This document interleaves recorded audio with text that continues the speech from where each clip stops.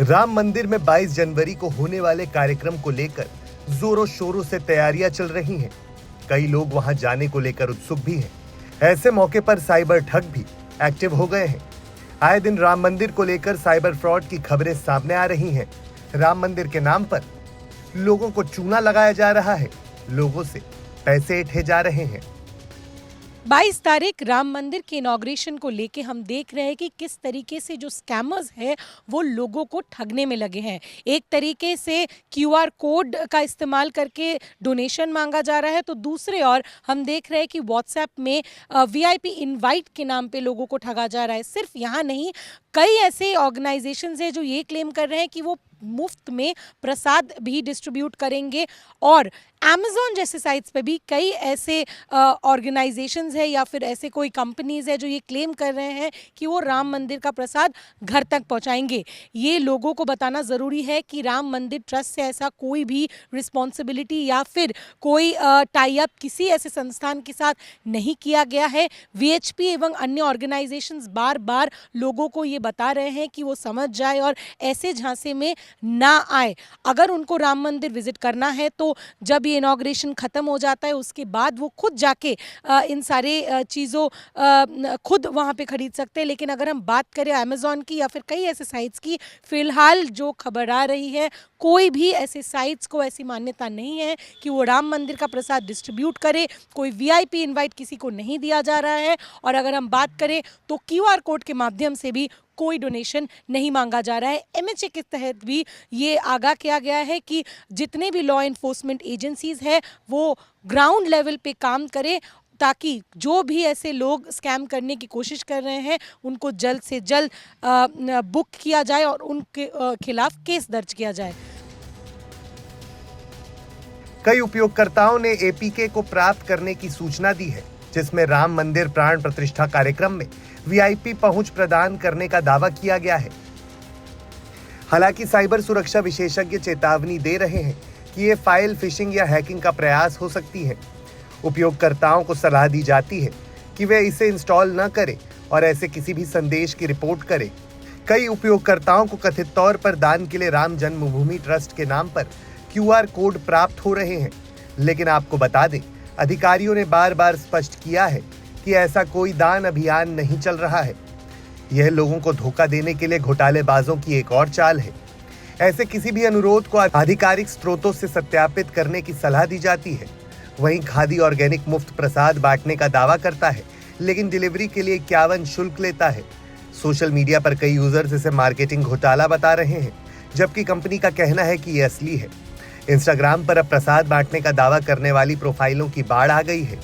राम मंदिर जन्मभूमि ट्रस्ट द्वारा अधिकृत उत्पादों के फर्जी दावे बड़े पैमाने पर हैं।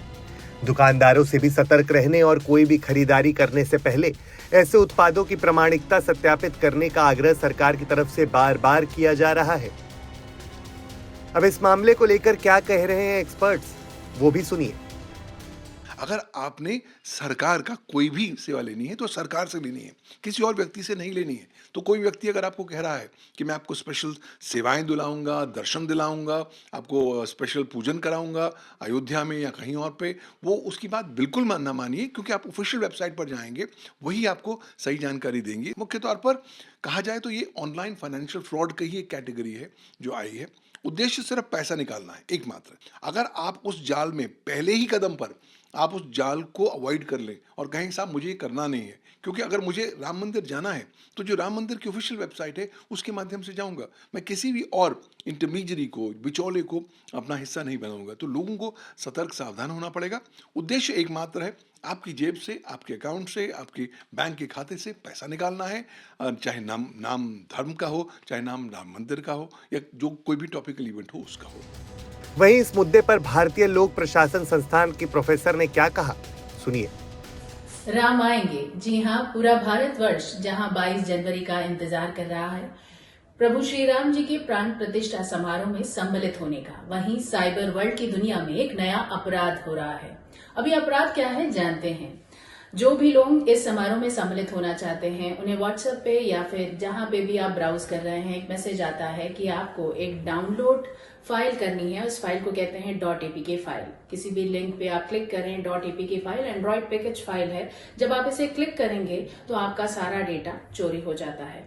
अब ये लिंक आपको मिलता कैसे है? जहां पे भी आप इस चीज को सर्च करने की कोशिश करते हैं कि हमें समारोह में सम्मिलित होना है, एक VIP पास मिल जाए या फिर वहां रहने के लिए एक गेस्ट हाउस मिल जाए, ऐसे जहां भी आप सर्च करेंगे आपको लिंक मिलेगा। उस लिंक के साथ आपको .apk फाइल यदि डाउनलोड करने के लिए कहा जाए तो ये समझिएगा ये .apk फाइल आपका बहुत सारा डेटा भी चुरा सकता है। ऐसे अपराध से बचने के लिए बहुत जरूरी है कि आप सतर्क रहें और यदि आपके साथ कोई क्राइम हो जाता है तो आपको cybercrime.gov.in की वेबसाइट पे इसे रजिस्टर्ड करना है। इसके साथ आपके पास एक टोल फ्री नंबर है जिसे कहते हैं 1930। तो यदि आपके साथ कोई भी साइबर अपराध हो जाए तो आप 1930 एंड cybercrime.gov.in पे रजिस्टर्ड कर सकते हैं। समारोह में सम्मिलित हों लेकिन सतर्कता के साथ। साइबर क्राइम करने वाले फ्रॉड लोग अलग अलग तरीकों से लोगों के साथ धोखाधड़ी करने का मौका ढूंढते रहते हैं और राम मंदिर के जरिए उन्हें एक खास मौका मिल गया है। राम मंदिर से करोड़ों लोगों की आस्था जुड़ी हुई है और इसी बात का फायदा साइबर क्रिमिनल्स उठा रहे हैं। इस पर गृह मंत्रालय की साइबर अपराध इकाई 14C ने इन घोटालों के खिलाफ त्वरित कार्रवाई की आवश्यकता पर बल देते हुए कानून प्रवर्तन एजेंसियों को अलर्ट जारी किया है। हाल ही के दिनों में साइबर फ्रॉड के ऐसे ढेरों केस सामने आ चुके हैं जो आपको चूना लगा सकते हैं। यदि आपके पास ऐसा कोई भी मैसेज आता है तो साइबर सेल में तुरंत शिकायत करें क्योंकि सतर्कता जरूरी है।